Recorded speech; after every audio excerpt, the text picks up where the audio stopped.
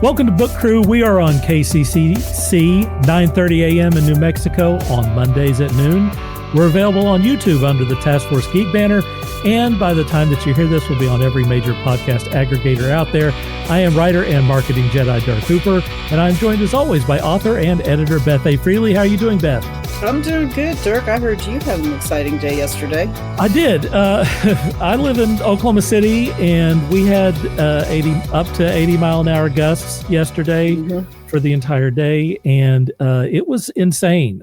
We had I can't even tell you how many power bumps and how many times that the power went out. And it was crazy. We had fires going on all around us because of the low humidity and because of the wind speeds.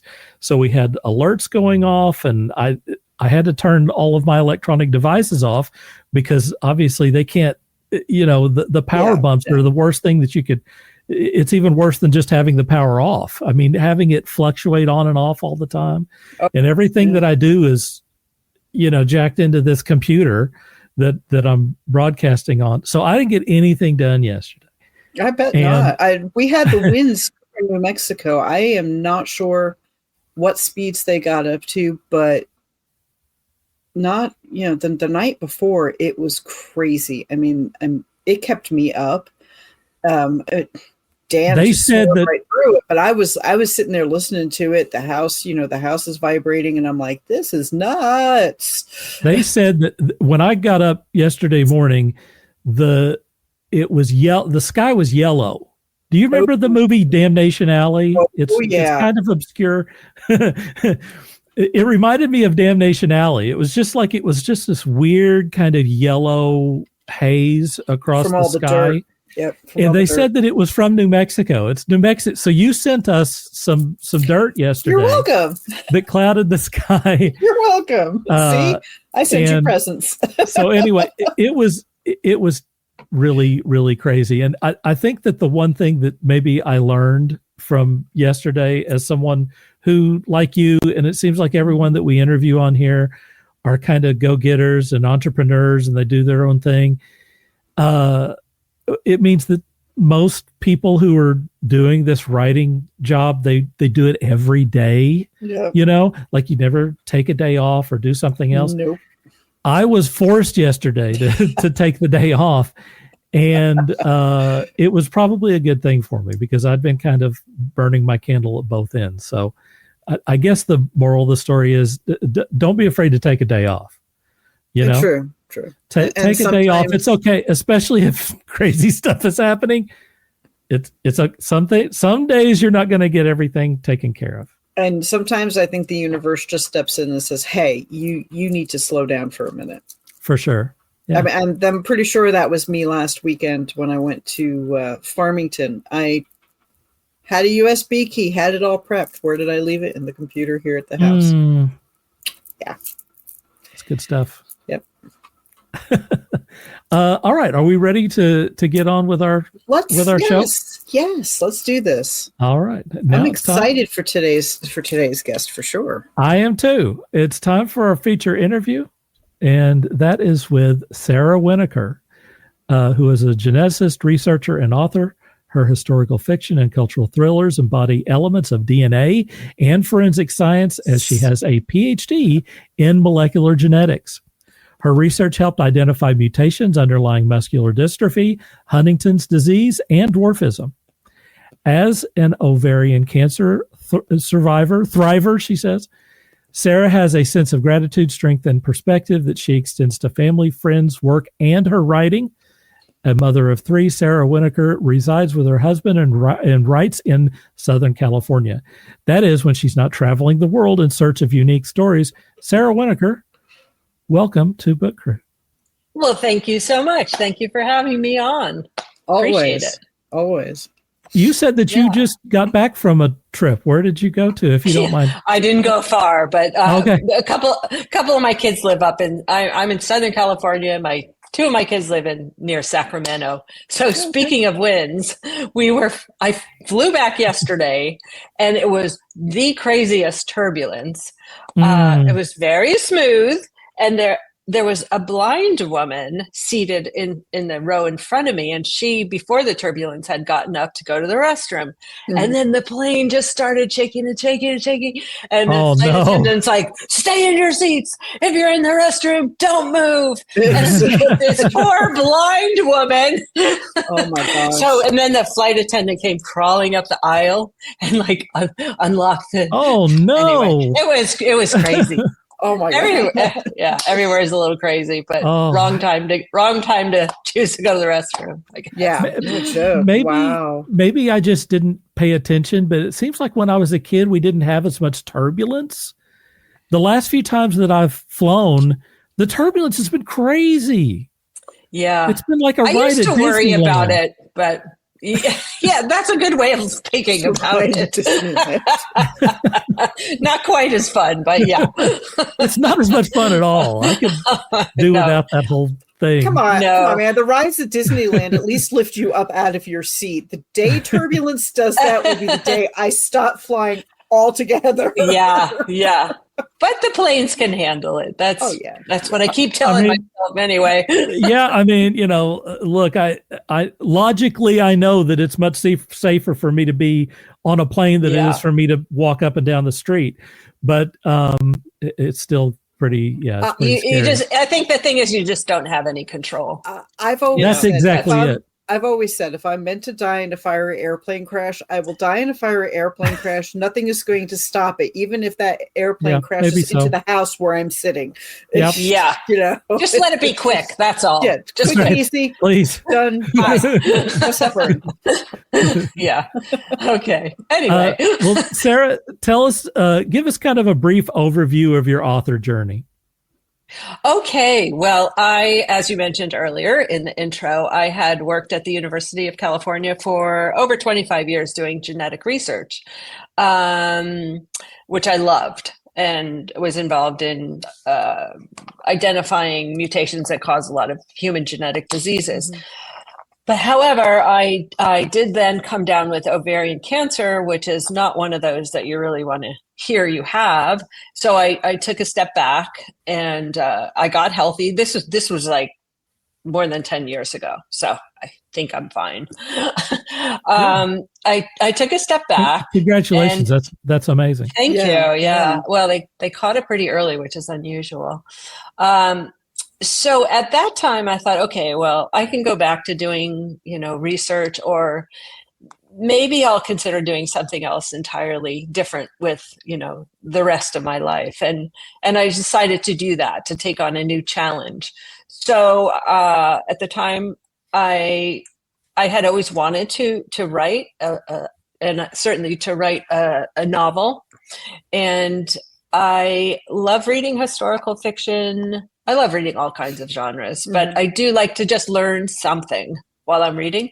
So I thought I would throw little sprinkles of genetics in there so that, not in a heavy scientific boring way, but in a way that helps kind of give hints as to how to solve the mystery. So I know I'm rattling on here, but no, you're fine. No, you're fine. This is your time.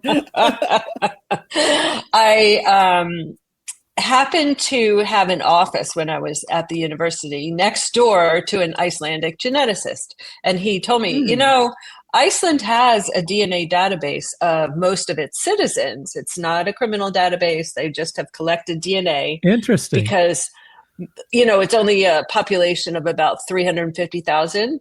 Right. And until recently, they were all sort of related to one another. Well, now there's more immigration. But it's particularly easy to tease out, and I won't go into detail here, but it's easy to tease out mutations that cause disease. So that's what they're doing with this database, which is a good thing. It's controversial in other ways. So this colleague of mine said, well, why don't you go to Iceland and we'll see if we can set up a tour of this company that has this database. Wow, yeah. Sure. Awesome. Yeah. So then I went to Iceland just thinking, I'll just learn about the database. But then the country was so intriguing that I ended up spending quite a bit of time there. And I'm just so enamored by their culture and how, resilient they are against all odds. Certainly in the past, they're very technologically savvy now, of course. To land on this place that's just,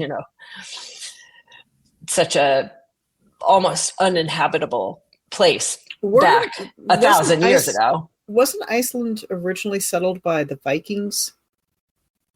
Yes. So, well, they are considered Vikings, but not sort of the marauding, battle. Right. Yeah. Worn Vikings. They were primarily, honestly, farmers and other Norwegians that were unhappy with the conglomeration of power there under King Harold Fairhair or whatever his name was. And so they set off to sort of, to gain some freedom and settle this new land. So they were Vikings in the sense that it was the Viking era. Right. Those, that's the terminology that's used, for peoples of that time in Scandinavia. Right. Well, I'm going to guess that led to you writing your first book, which is Double Blind, The Icelandic Manuscript Murders, correct? That's a good guess. That's right. Bingo.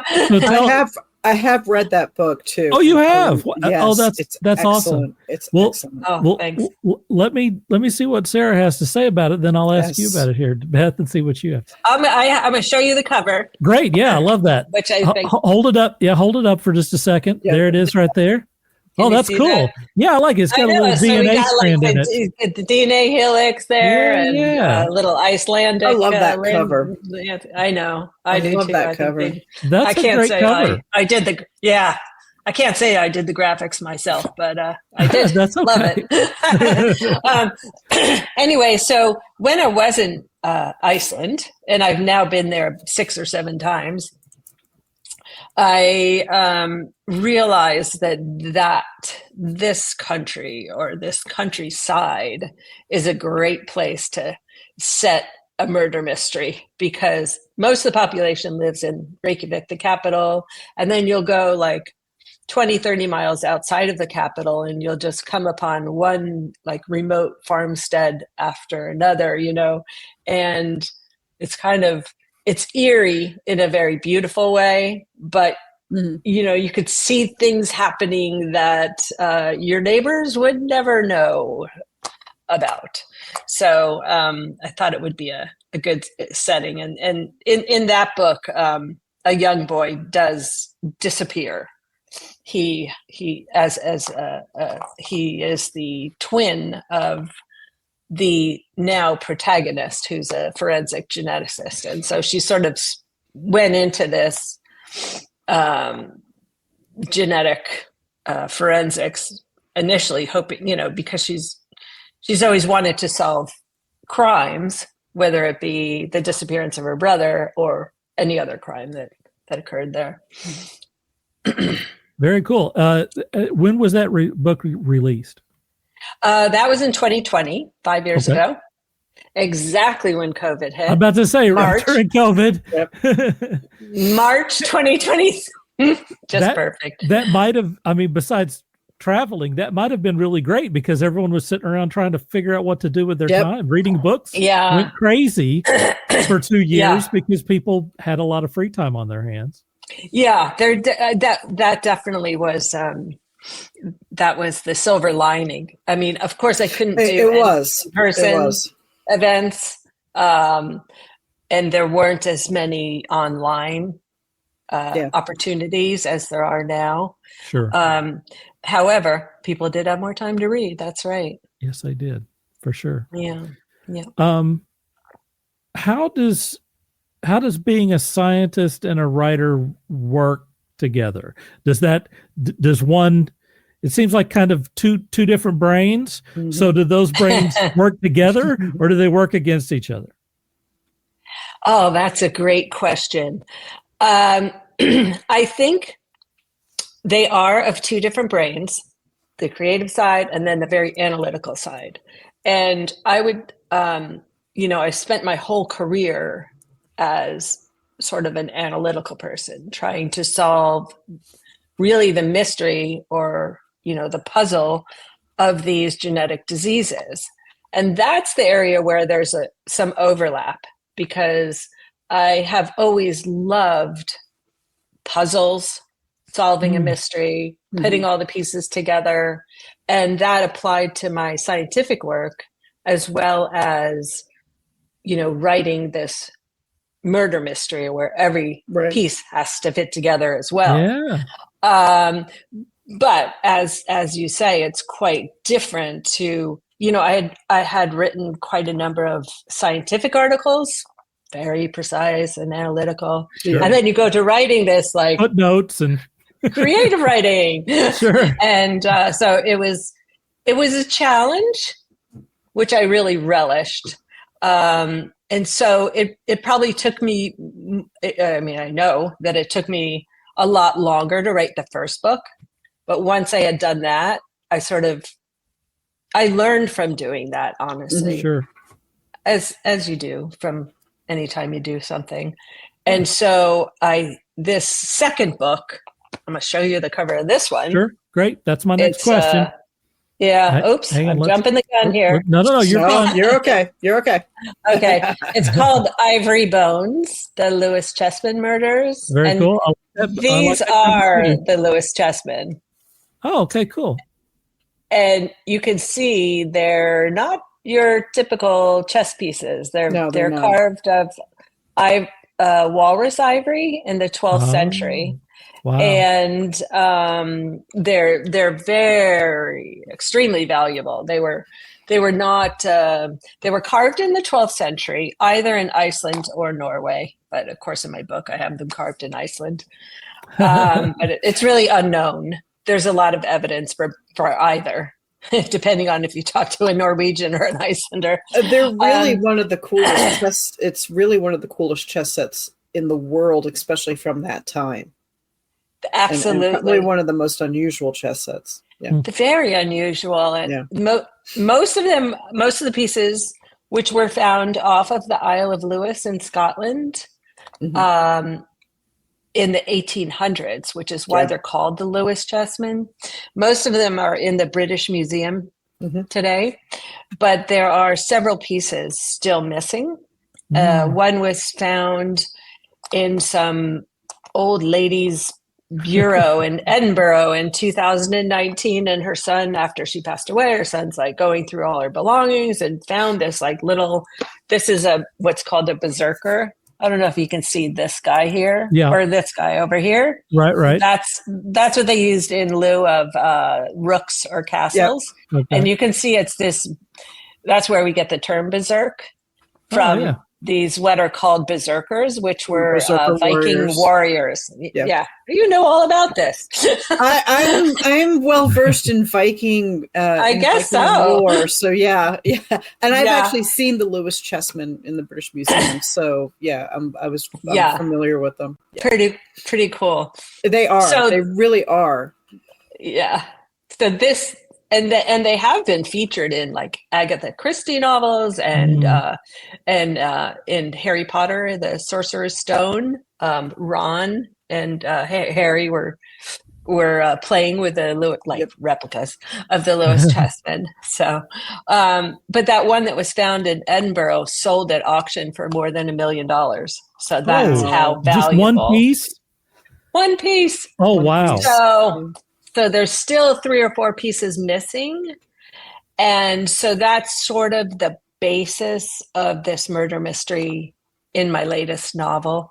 Cool. But it also ties in this is a whole nother topic really, but it all comes together, promise. The Barbary pirate raids, the Barbary pirates were from North Africa.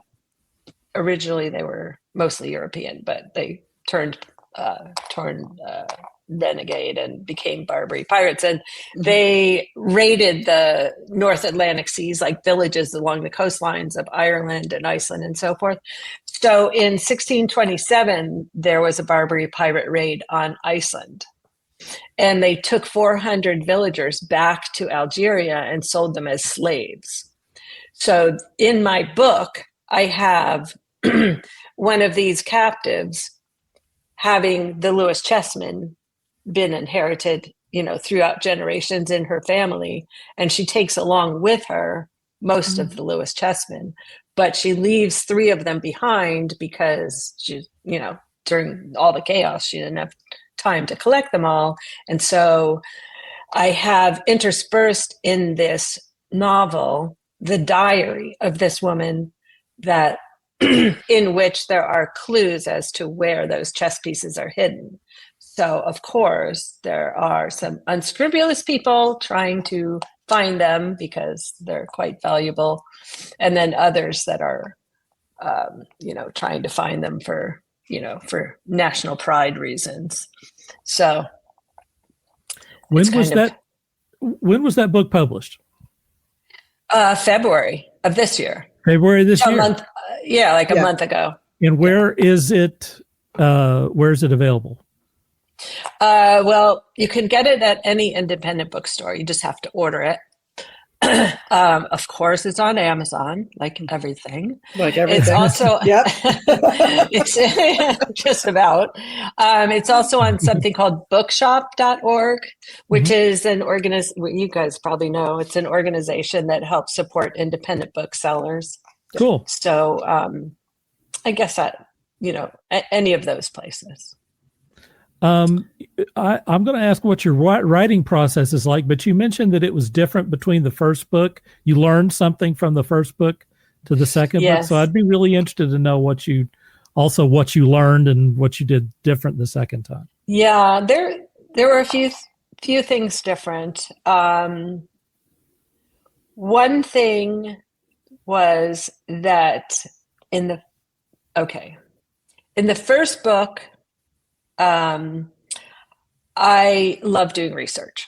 So I researched the heck out of Iceland and its history and everything. And I just found everything so fascinating that I felt I just had to put it in the book. But in retrospect, I think it slowed the pace of the book down. And so this more recent book, I didn't fall into that same trap. I put in the pertinent information that people would need to know and that, was of historical or present day interest, but I kept the pace going much quicker. So that was one difference. The second difference was that with the first book, I did not make an outline. I just started writing, and which is great for some authors. But in writing a murder mystery, all the pieces, as I mentioned, really have to fit together. And I would get to like chapter 13 and think of some, great idea or some red herring or something. But then maybe it didn't quite make sense, or I should have used some foreshadowing earlier in the novel. Yeah. So I toggled back and forth, which took a long time to to go back and forth. So with this second book, I did make an outline, just a 2 or 3 page outline, so that I would know what happens at every stage of the book. And it honestly made the writing easier to do, and also helped keep the pace really flowing. I used to be a pantser. A couple of my books were done that way. And then the one that I'm working on right now, I said, you know what? I need to stop and go back to the way I used to do this, which was basically do a 2 to 3, page outline and then blow it out and then write the book. And I have found that by doing that, one, it helps me reduce the amount of that extraneous information that we like to throw in our books because we feel everybody needs to know this. Yeah, exactly. In my case right now, it's research on feudal Japan during the shogunate. How interesting. Yeah. So I've had to kind of rein in, what I'm putting in this book to keep it pertinent. And 2, it does make it so much easier to write. I started writing on this book a week ago. I'm already 8 chapters in, and I work a full-time job plus, do a whole bunch of other stuff. So yeah, that's impressive. That I didn't realize, I hate writing outlines. I hated writing outlines during high school and college. Yes. I still hate doing them, but I have found that it really, for my own mindset at this point and from my own writing, it's invaluable. It really is invaluable. I feel exactly the same way. I mean, it's not like the fun part of writing. It's to sit down and, The fun part, though, is taking that outline that you've done and that you've blown out and turning it into the chapter and seeing how it all fits together. Yeah, that's fleshing where it out. That's where the excitement really. I realized I went from feeling like, oh, I don't really want to write this book. It's drudgery to, oh yeah, now I remember why I love to write. It helped cuts down. Rush. Yeah. It cuts down or completely cuts out sitting in front of a blank page and wondering what the heck am I going to write next? Yes. Yeah. You know exactly what you're going to, you've got it laid all out in front of you. You know exactly what you need to write next. It cuts down on a lot of people who say that they have writer's block. I don't even know what that is. If I have an opportunity to sit and write, it just comes out of me, and having an outline helps a lot on that, I think. Yeah. For sure. And that says, it's you start with that outline, but then you can, expand it as much as you want, but you're still keeping on track. I've heard but I do admire those authors that can just sit down and, it's just not my style. Some great writers absolutely do that, including Beth. Beth used to do pantsing and stuff. So, I mean, it's a legitimate way. I certainly don't want to. If I'm doing a short story, I'll pants it, because usually I know, exactly, point A to point B and everything in between. I'll pants a short story, but if I'm doing a full-length novel at this point, I've got to outline it. Yeah. Sarah, what do you got? What are you working on now? Well, I am going to write the 3rd book in what I will consider then to be a trilogy, because it's sort of involves most of the same characters. However, this next book is going to be set in Greenland. Oh, nice. Cool. Not in Iceland. Eric the Red and his son Leif Erikson were the first settlers actually in Greenland. Mm-hmm. And then the Inuit came after them, like a couple hundred years later. But so there are these old Norse settlements there. And so there's this sort of link to Iceland, but it's not, I don't want to, I'm just sort of formulating the story now, but it's going to involve, Greenland's such a hot button topic these days. Oh yeah, I was about to say you're right in the right area, because there's a lot of attention on Greenland right now. So there's a lot of research going on in this house at the moment. Yeah. But so it will involve, mining of these rare earth elements and climate change. Cool, and the fact that the ice is melting, and then, these rare earth elements, like the mining really can affect the health of these local people. Sure. And so there's a lot of conflict there between, That's nations that want to get involved with it, and then the Inuit who are like, look, we've lived here for 1,000 years. It's our land. We know what to do with it. Don't come in and tell us what to do. And they just had their elections, by the way. I heard that on Tuesday. Yeah. I'm sure that was, I mean, their attention is pretty high in the news right now. Yeah. So, I mean, and you've laid out a lot of the reasons why reading a book about that, that place would be fascinating. Yeah. So I think you picked your place well. Yeah. And now I will just have to be careful not to include every little bit of interesting fact I find. But all right. So that'll be a trilogy. And then I'll move on to something else. Very cool. I love it. Well, Well, we've blown through this time together. I want to give you some time to tell everyone where they can find you online. So I do have my own website, and I think you have it up there. It's my name.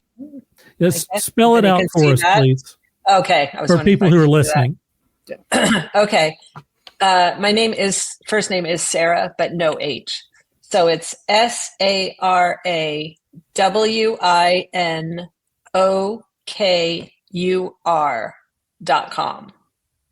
So that is my website. There's a lot of information on there about not only the books, but about Iceland and about history and the Lewis Chessman and all sorts of things, lots of blogs.